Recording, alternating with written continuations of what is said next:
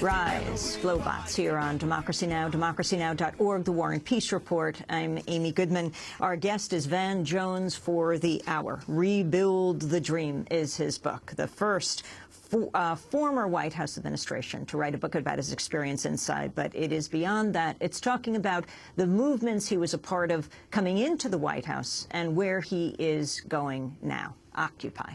The Occupy movement, the significance of this, where you were on September 17th, Occupy Wall Street, people take over Zuccotti Park. Your thoughts about what you saw there and what it meant around the country? Well, first of all, I don't speak for Occupy. I speak up for Occupy, as people need to do. But I think I was like most people. When they first went down there, I said, yeah, well, they'll probably be there for 20 minutes.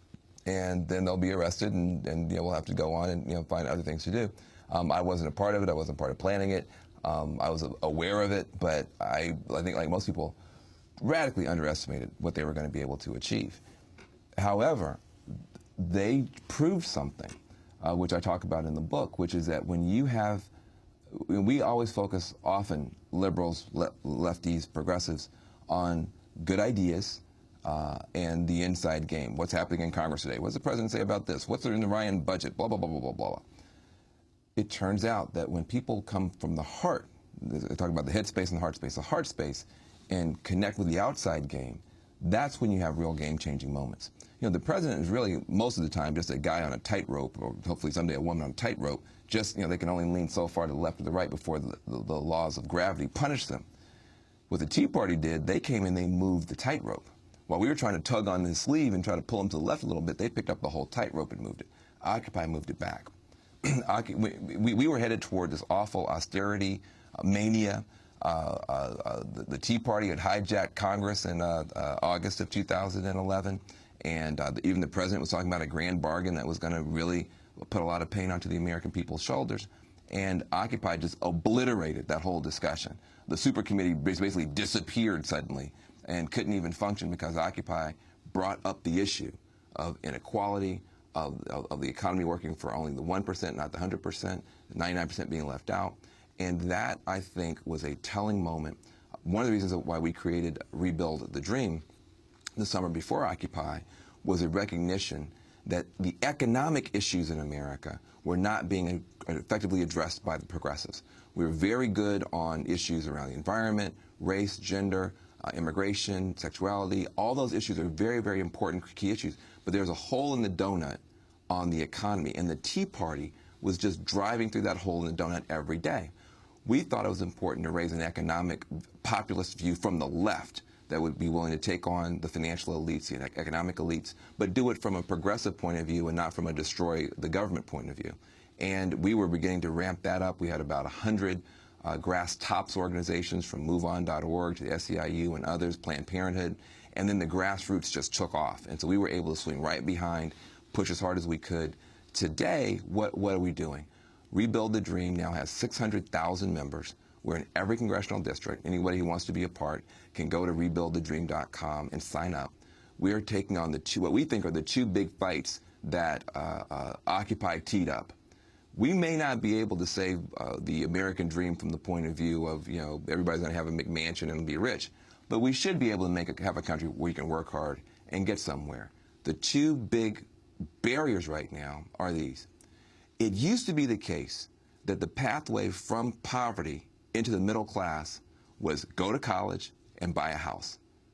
Today, those are the trap doors from the middle class into poverty, because student debt is crushing a whole generation of young people who are trying to make a better life for themselves, and underwater mortgages. 1/4 of every mortgage in America underwater is dragging people from the middle class into poverty. So the American dream, so-called, has been turned upside down, inside out. Rebuild the Dream has two campaigns up to get Fannie and Freddie, on the one hand, to cut the principal on these underwater mortgages so that people can actually get back to their lives and quit being trapped by the false evaluation of the banks earlier. But number two, the student loan debt is now $1 trillion. There's more student debt in our economy than all the credit card debt combined. every credit card in every pocket of America, you stack that up, the pile of debt is smaller than the student debt in America. That's never happened. So we're fighting to change that. July 1st, it could get worse if Congress lets the interest rate double on the Stafford student loans. We're going to stop them from doing that. But listen, I came out of the White House. I was hurt. I was sad. I felt like I had let people down. I felt embarrassed. I was confused. I took some time off. I got a chance to teach a little bit at Princeton. What I've decided is I've got to get back, and all of us have to get back to where we were before Obama ran. Before Obama ran, we had big movements up against the war. We mainstreamed opposition to the war, to climate concerns. We pulled the country, before Obama even ran, in a very positive direction. We got excited. We elected a president. We broke Karl Rove's stranglehold on Congress. And then we sat down. And some of us went to work for the government. Some of us decided to try to appease the government. Some of us didn't know what to do. But those days got to come to an end. This war on women has to stop. The continued attacks on the safety net have to stop.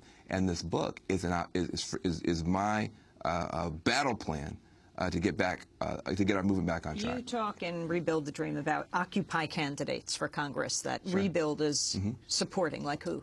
Sure. Well, Rebuild the Dream is in a coalition with a number of organizations who are all putting forward candidates. Progressive Majority is really leading that effort. It may not be as clear as it should be in the book. Progressive Majority is leading that effort. You have Bob Borisage, who's with Campaign for America's Future, who's a part of that. And we've identified and we're pushing forward a number of candidates, as we say, from dog catcher to Congress. Obviously, the one we're most excited about is Elizabeth Warren, who we think is going to be an amazing addition to the Senate if we can get through with that. A number of questions are coming in on Facebook, are being tweeted and emailed. This is from James Hetrick, who says, do you think the purpose of Occupy Wall Street should be to get Obama reelected? No. Well, first of all... And there's a number of questions about co-opting the movement. Sure. Well, here's the deal. Occupy Wall Street, again, I don't speak for Occupy Wall Street. I speak up for them when they come under attack. Occupy Wall Street is kind of like the Student Nonviolent Coordinating Committee, right? The most idealistic, the most aggressive young people of the 60s. What do? They occupied the lunch counters. They occupied the buses. They occupied the voting booth in Mississippi where that was. But they were the spearhead. But you had a whole bigger movement called the Civil Rights Movement right behind them that included the NAACP, who had much different set of tactics, that included Dr. King, that included CORE. I think that the movement of the 99% is like the Civil Rights Movement. That's a much bigger movement. It's going to have lots of different kind of people in it. Some will be for elections, some will be against elections, some will be for lawsuits, some will be for... But Occupy speaks for itself, and it seems to me that Occupy should keep doing what Occupy is doing, which is driving the discussion.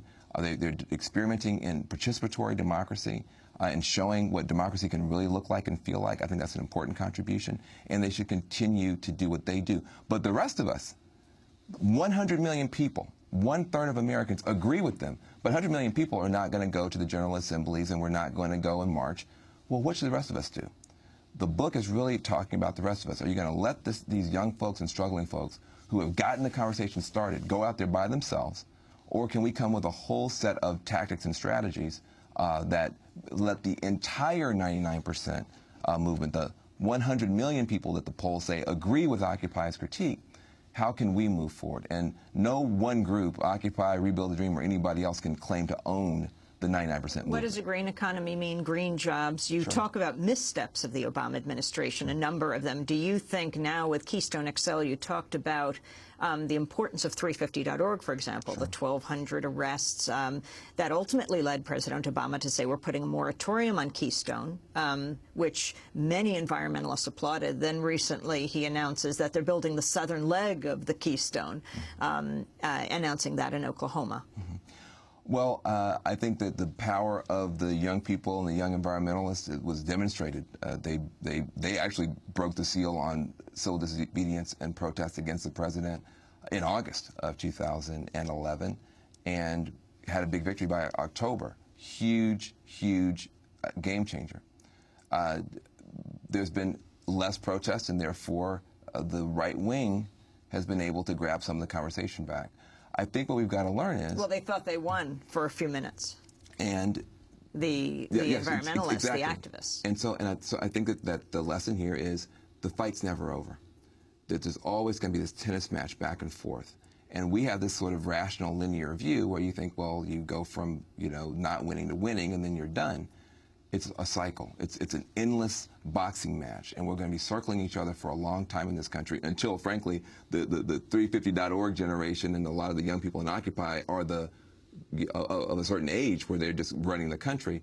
Well, we got another 10 or 15 years where we're going to be in a battle about what it means to be an American, what policies we're going to have, and we can't relent.